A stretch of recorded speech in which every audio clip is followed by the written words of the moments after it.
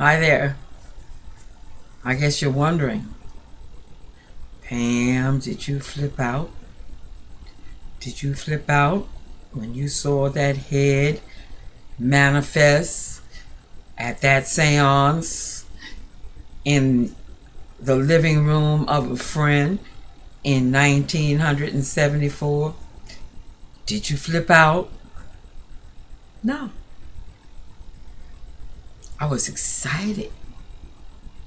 I was like, oh my God, I've stepped out here in the realm of some new and vital discovery that what I've believed all along, that there's only one dimension of light, and here it is, that there is another realm of existence that we can't see unless we do some kind of special thing in order to see it. Oh no, I was all excited, but it was dark outside. Got a little nervous.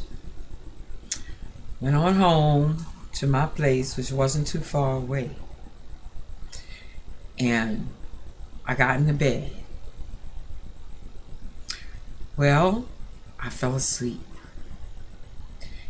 and as I was sleeping in a dream, something happened to me that shook me to my core.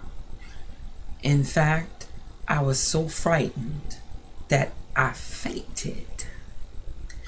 But when I fainted, I was in sleep.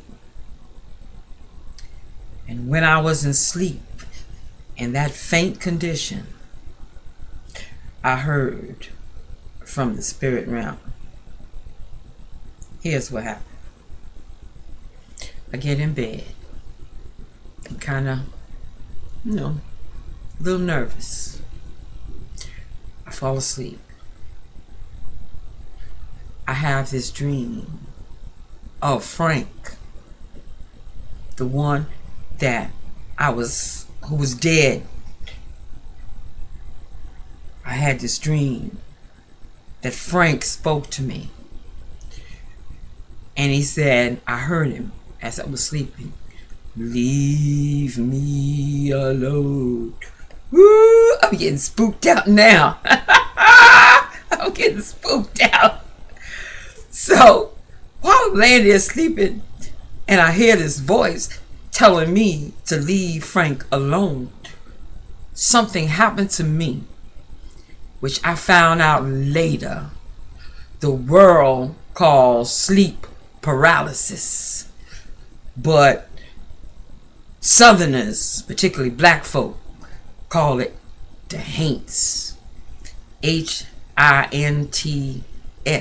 think that's how you spell it. It's when a spirit crosses your body and presses down on you real heavy, and you can't speak. When you try to speak, you go, can't say nothing, trying to say help, but it won't come out. You start patting your body to see what is on top of me, what's on top of me, and then you're out of breath. I didn't know nothing about Jesus then, that I could call on the name of Jesus and this thing would back up. Because it's come since the first time. Came a few times after I got born again, and I was able to say Jesus and it backed off. But not this time. Didn't back off. I had to just plain out faint. And it said to me, "Leave Frank alone." Well, I woke up the next morning. I lived in Hempstead, New York at the time, in a place that had a beautiful swimming pool outside, and it was summer.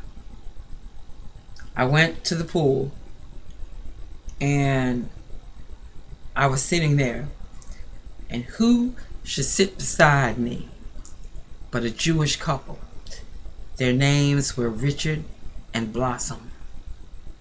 They must have been, at least in their 50s at the time, 1974. And I struck up a conversation with them, or they struck up one with me. I don't remember how it happened. But I told them about the seance. And then what happened when I went home that night, and they looked at each other very knowingly. And they said, Pam, what you have is psychic power. We are going to test your psychic power. Coming upstairs to our apartment, and we are going to see just how powerful your psychic power is. Psychic power. I had never heard the word before. So, lo and behold, I go to Blossom and Richard's place.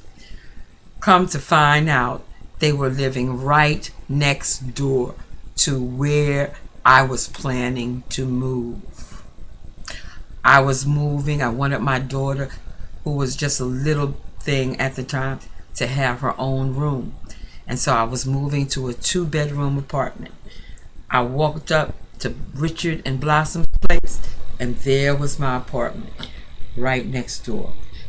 They invited me in, and they sat me down at a Ouija board. I think I'll stop there.